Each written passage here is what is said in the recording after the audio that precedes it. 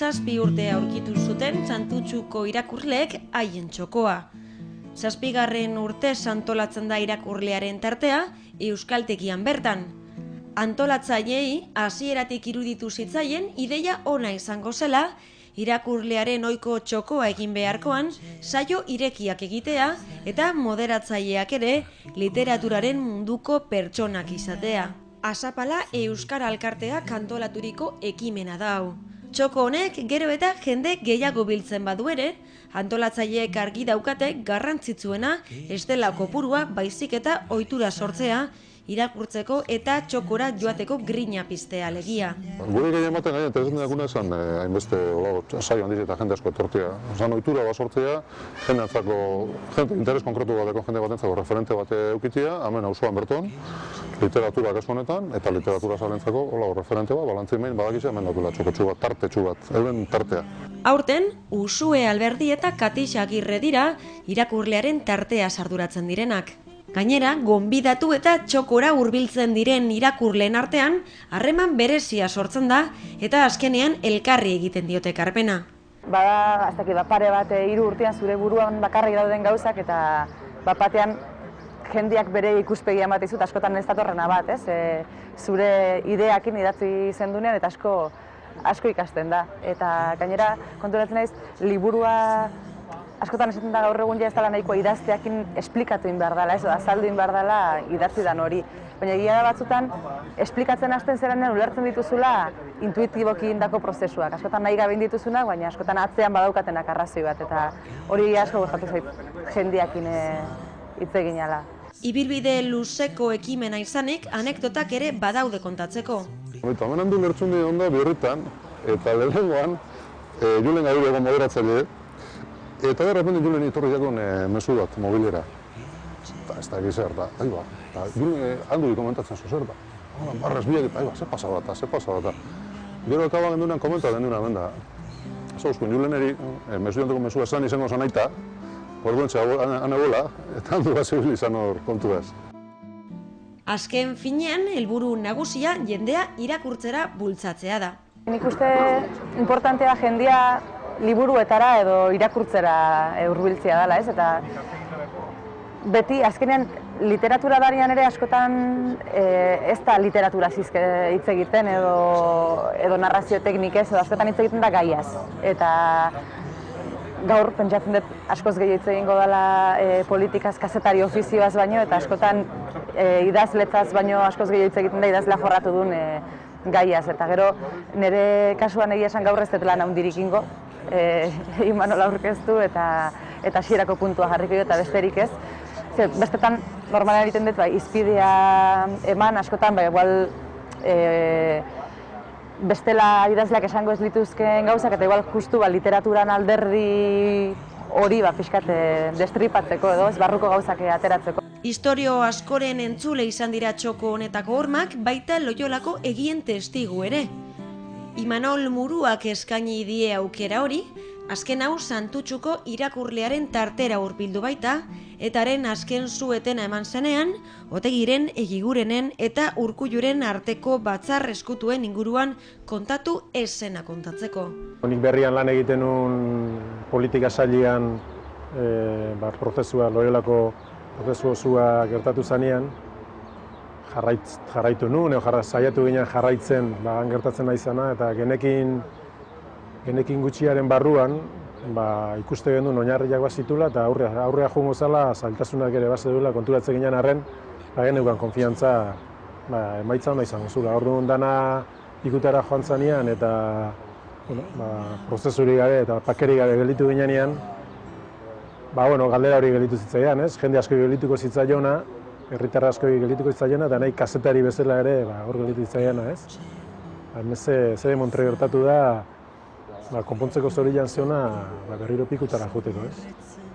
Eta galdera hortatik abiatuta, hasi nintzen buelta batzuk ematen, ze posibilitate egon ziteken lan hau egitekotan garbi ikusten nuen 3 aldeen bertsioa jasotzen ahalegindu behar nintzela, nekin zaila izango zala, hasiera batean gauzak gertatuta gutxira banekin ez zeukatela hitz egiteko asmorik, baina pixka bat itxoin da, momentu honian ailatu nintzen nunbait, eta bai Egigurenek, bai Urkullu eta bai Otegik baietz esan zidatenian, konturatu nintzen liburua, baneukala, liburua egiteko aukera zabaldu zitzaidela, 3 bertsioak jasotze banituen, ez? Eta, hortik abiatu nintzen. Eremu askotan, euskara saritzekotan, salbuespenak salbu, oztopoak baino ez dira aurkitzen. Baina, kasu honetan, salbuespenarekin egin dugu topo, izan ere, liburua euskaraz argitaratu nahi izateak, bidea erraztu zuen arrazoi ugari direla medio. 3 testigantzak lortze aldea baliteke abantaila izatea, kasu batzutan, argumento bezala erabili nulako Loiolan gertatu zana aurrena euskaraz kontatu behar da. Kontatze bai azue, nik egingo hori. Guazen saiatzea erderaz baino lehen euskaraz kontatzen gure herriantzat importanti den historia hau, ez? Eta hori, ez dakit, Otegi bat konbentzitzeko, igual, argumento balida izan zen, ez? Egigurenen kasuan, baliteke baita ere esan banion erderaz egingo nula liburua, errezelo gehiago eukitzia, bere bertsioa kontatzeko, gauza batzuk delikatuak bai dira, adibidez Madrilen irakurtzeko. Eta horren behak jakinda euskaraz egingo nula, baliteke askatasun gehiagoekin hitz egitea, ez? Beste publiko mugatuago baten zala pentsatuta, ez? Orduan, alde hortatik, enun horregatik egin euskaraz, berez etorrelako da, baina bai, lagundu zian, eta gaina lortu nun, nik nahi nun hori, ez? Euskaraz eukitzia jendiak aurrena historionen berriz. Beste batzuetan berriz, euskaraz egitea abantaila da batzuentzat eta desabantaila beste batzuentzat. Bada, historio honetan azken hau islatzen duen anekdota bat. Kontua da Loiolan bilduta zeudela, sekretu osoan zeuden bilduta, inorketzeginan bilerak egiten aizianik, eta bigarren egunean, egunkari batek elkorreok atera zuen informazio bat, esaten zuna PNV-ko, EPS-ko eta Batasunako buruzagitzak bilduta egon ziala Elizondon. Orduan, Loiolan zeuden. Eta Loiolan zeudenean jakin zuten, irakurri zuten filtrazio horren berri. Eta horren atera zuten, konklusioa izan zen, oso liteken azala, Ezkerra Abertzalekoen telefonuak kontrolatuta egongo zienez, haien artean hitz egiterakoan, esatea, Elizondon bilduko gera, Elizondon gaude, esanaz, klabian hitz eginez, Loiolako basilikaren ondoan zeudela. Bestaldean zeudenak, zuzenean itzuli beharrean, Elizondon. Pentsatu zula, ez? Eta hortaz aiziala, Otegi kontatzen du. Eta Aresek etzekin nuntzegoen Elizondo, ez? Elizondo nuntzegoen arrastoirik etzeukan, eta guk esate genuen, lurraldetasunaren arazoa nola konpondu dugu Elizondo nundaun ez dakin pertsona batekin, ez? Hori da.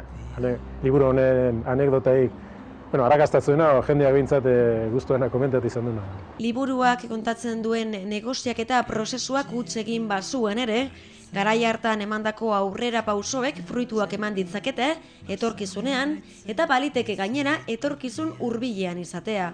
Nahiko garbi ikusten dena da, zerbait mugitzen ari dela, ez segurazki Loiolako prozesuaren aurreko elkarrizketen pareko ezer, alegia gobernua eta olakorik, baina hor pauso batzuk ematen ari dira, eta Ezkerra Abertzalearen eztabaida prozesuaren ondorioekin, eta hor bide berri bat zabaltzen ari delakoa nago.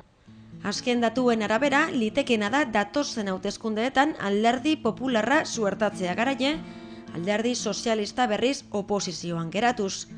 Negoziaketa prozesua berriz ere martxan jarri ahal izateari begira, aldaketa hau onuragarria ala kaltegarria izango zitekeen galdetzean, positiboa izan daitekeela erantzun digu berak. Dudarik gabe, PPk aginte hartuko balu eta borondate edukiko balu, saiakera bat egiteko, lehengoa konpontzeko, segurazki oposizioak ez luke hainbeste trabatuko. Hori da pixka bat Irlandan gertatu zana, ez? Alderdi konservadoria hasi zala hango prozesuarekin, da orduan oposizioek ez zegoela, oposizio fuerteik, eta hemen horrez da horrela gertatu, ez? Eta PP sartuko balitz horretan, PSOEk segurazki luke PPk egin duen oposizioa egingo, ez? Ari zara, oea ere,